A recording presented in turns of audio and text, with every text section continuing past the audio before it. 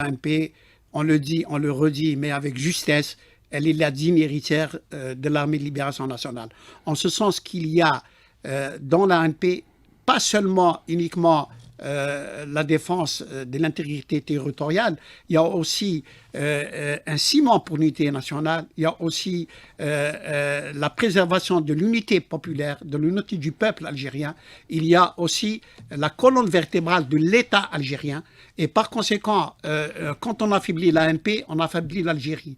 Voilà pourquoi les nouveaux harkis dont vous parlez, de l'information installée à l'extérieur, ne sont que les porte-voix du Makhzen et de l'entité sioniste. C'est à juste titre qu'on peut dire que ce sont des recrues des officines marocaines et israéliennes pour frapper dans leur pays d'origine et évidemment essayer d'affaiblir d'abord l'institution militaire en s'attaquant à ses dirigeants. Ceci, bien sûr, a fait long feu parce que ça ne trompe pas les Algériens, ça ne fait que de la cacophonie, mais sans que cela puisse, d'une certaine façon, apporter le moindre préjudice ni aux dirigeants de l'armée algérienne, ni à l'armée algérienne elle-même, ni à l'Algérie et à son État. Aujourd'hui, la guerre de l'information est déclenchée tout azimut dans tous les espaces pour tous les conflits.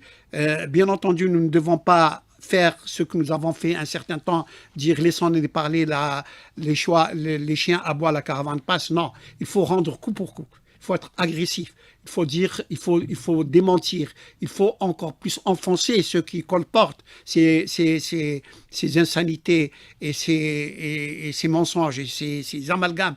Et donc, il y a une véritable guerre de l'information. Voilà pourquoi nos médias, d'abord, doivent être structurés et orientés vers une guerre médiatique réelle, par tous les moyens possibles qu'il y a, non seulement les institutions officielles, mais à travers les réseaux sociaux, à travers la presse écrite, à travers toutes sortes de vecteurs d'information.